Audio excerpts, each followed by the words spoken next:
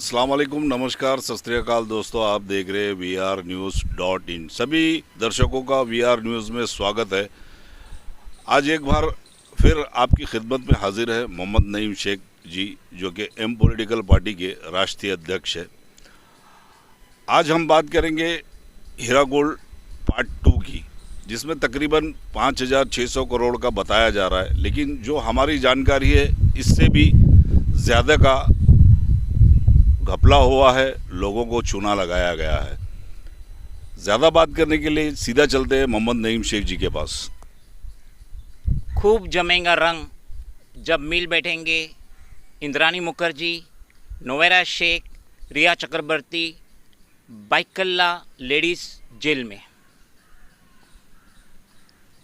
जिसके लफ्ज़ों से तुम्हें अपना अक्स मिले, जिसके लफ्ज़ों से तुम्हें अपना अक्स मिले, बहुत मुश्किल है कोई तुम्हें ऐसा शख्स मिले। Doctor miss Alima Novera Sheikh, in short आपा, ये चेयरपर्सन थी, ये फाउंडर थी हीरा गोल्ड एक्जिम लिमिटेड की। आपा अपनी सारी तकारीर में थ्रू अपनी ME, marketing executive, DSA, direct sales agent और मल्टी लेवल मीडिया के तहत ये पब्लिसिटी करती थी कि हम गाना कंट्री जो साउथ अफ्रीका में वाक़ है, वहाँ से हम सोने का डस्ट लेते हैं at very cheapest rate. But you will be surprise to know that सोने का कोई डस्ट ही नहीं आता है, और अगर डस्ट मयसर भी होता है तो बहुत कीमती होता है। और सोना जो है ये माइन से निकलता है क्रूड की शक्ल में। आफ्टर डूइंग प्रॉपर प्रोसेसिंग इसका चिप्स बनता है, बिल आखिर इसका सोने का बिस्किट बनता है, सोने का कॉइन बनता है। तो आपा का ये कहना कि हम गाना कंट्री से सोने का डस्ट खरीदते थे, वो झूठ था, फॉल्स था, फेक था, बकवास था। आपा के अजीज़ कहते हैं कि आपा मुस्लिम है, अब आपा बहुत तरक्की कर रही थी, जिसकी वजह से अदर कास्ट वाले इनको हडल डाल रहे थे, इनकी टांग खींच रहे थे और इन पे मुख्तलिफ केसेस डाल रहे थे, इंक्लूडिंग द केस ऑफ हवाला। तो मैं ये बताना चाहता हूँ, एक शख्सियत हिंदुस्तान की जिनका नाम है अजीम हाशम प्रेमजी, ये विप्रो लिमिटेड के मालिक है। और इनके जो वालिद साहब थे मरहूम हाशम प्रेम जी, जब हिंदुस्तान पाकिस्तान का पार्टीशन हुआ तो उस टाइम पे जिना ने लेट हाशम प्रेम जी को ऑफ़र दिया कि आप मेरे साथ पाकिस्तान चलो, मैं आपको वहाँ का फाइनेंस मिनिस्टर बनाऊंगा। मगर लेट हाशम प्रेम जी उसकी बात को नहीं माने, उसको हिंदुस्तान की ज़मीन से प्यार था। और बेशक every Indian must love their soul. Azim Premji, उनकी एक सब्सिडरी है PI opportunity fund. Azim Premji ने PI अपॉर्चुनिटी फ़ंड के तहत 1100 करोड़ रुपया आदित्य बिरला कैपिटल लिमिटेड में डाले थे, और अपने सेल्फ नाम से उन्होंने 1950 करोड़ रुपया ICICI prudential life insurance company में डाले थे। ये उनके जेब का पैसा था, ये जगत का पैसा नहीं था, ये इन्वेस्टर का पैसा नहीं था। तो जब अजीम प्रेम जी इतनी बड़ी शख्सियत है, उस पे आज तक ना ED, ना CBI, ना RBI, ना इकोनॉमिक्स ऑफेंस विंग, ना सेबी, किसी ने भी उन पे कोई केस नहीं किया। तो ये अदर कास्ट वालों को क्या ज़रूरत पड़ी जो आपा पे केस करेंगे, आपा को हडल करेंगे, आपा की टांग खींचेंगे। तो आपा का ये जो कहना कि मेरी ये कंपनी हीरा गोल्ड ये शरीयत के हिसाब से बिज़नेस कर रही थी और ये प्रॉफिट दे रही थी, ये कम्प्लीटली बोगस है।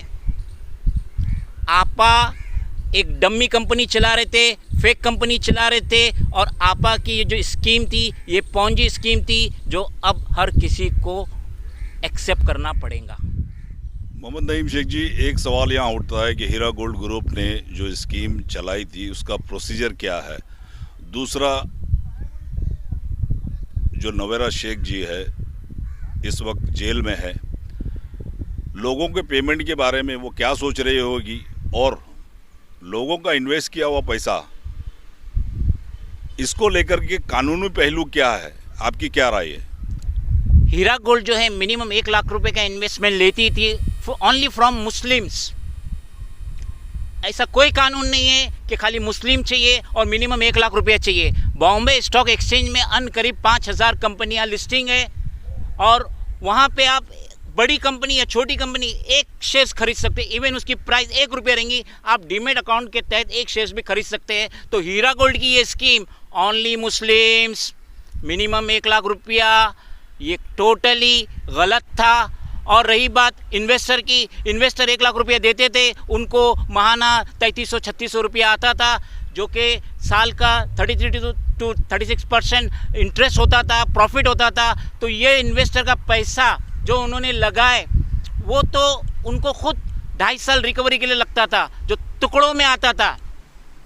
और हीरा गोल्ड को कोई राइट्स नहीं था इन्वेस्टर का, पब्लिक का, मासूम पब्लिक का पैसा लेने का, क्योंकि हीरा गोल्ड नाइदर दी बैंक नॉर दी NBFC, non banking finance company, क्योंकि यही 2 अथॉरिटीज़ है हिंदुस्तान में जो इन्वेस्टर का पैसा ले सकती है। हीरा गोल्ड इसमें कवर नहीं होती थी। रही बात आपा की, आपा फिलहाल जेल में है। आपा आज नहीं तो कल बाहर आ जाएंगी।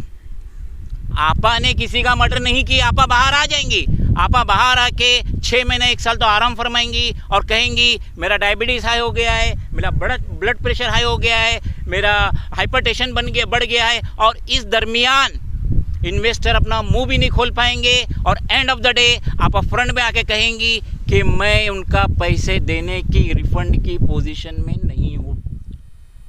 मोहम्मद नईम शेख जी, इस सारे मैटर को लेकर के जो स्कैम हुआ है, हमारे दर्शकों को बताइए कि क्या प्रूफ, क्या एविडेंस आपके पास है? मेरे पिछले 4-5 सालों का जो मैंने कॉरेस्पॉन्डेंस किया with enforcement directorate, CBI, RBI, registrar of company, PMO, president of India, जिनसे मैंने अपना कॉरेस्पॉन्डेंस किया, मैंने कंप्लेंट रजिस्टर्ड की हीरा गोल्ड के ख़िलाफ़, उसका मुझे रिप्लाई आया। ये एक उसका बंच है जिसमें ये सारे रिप्लाई है। मैं इसका खुलासा अपने पार्ट 3 में करूंगा और मैं हक़ाइक़ से बताऊंगा कि ये सबों ने ED, CBI, SEBI, RBI, EOW Mumbai, Hyderabad police, इन सबों ने ये डिक्लेयर किया है कि हीरा गोल्ड एक पॉन्जी स्कीम कंपनी थी, फेक कंपनी थी। ये नए इन्वेस्टर से पैसा लेके पुराने इन्वेस्टर को देती थी। ये एक डम्मी कंपनी थी, शेल कंपनी थी। और ये हक़ाइक़ मैं अपने पार्ट 3 में आगाह करूँगा।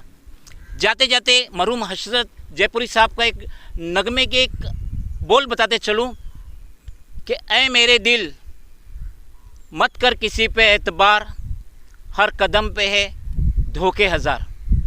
खुदा हाफिज़। जाते जाते मैं पर्सनली रिक्वेस्ट करूँगा, अगर आपको हीरा गोल्ड के हक़ाइक़ से रूबरू होना है तो हमारे VR न्यूज़ चैनल को ज़रूर देखो, इसको सब्सक्राइब करो, इसको अगर वीडियो पसंद है लाइक करो और कमेंट्स में ज़रूर अपनी राय का इजहार करो। ये थे मोहम्मद नईम शेख जी के सारी डिटेल में हीरा गोल्ड के जो स्कैम हुआ उसके बारे में बताया। हमारी तरफ से भी लोगों से गुजारिश है कि ऐसी स्कीमें जो आती है बिना जांच पड़ताल किए हुए डायरेक्ट इसमें इन्वेस्ट करना, ये बहुत गलत बात है। और सबसे बड़ी बात इसमें जो है गवर्नमेंट का रोल रहेगा, सेंट्रल गवर्नमेंट हो, स्टेट गवर्नमेंट हो, जो स्कैम हुआ है इसके ऊपर सख्त से सख्त कार्रवाई की जाए और ये ग्रुप की जितनी प्रॉपर्टी है उसको सीज करके लोगों का पैसा वापस करने के लिए इसको लेकर के गवर्नमेंट क्या कदम उठाती है, ये आगे देखने वाली बात है। जय हिंद, जय महाराष्ट्र।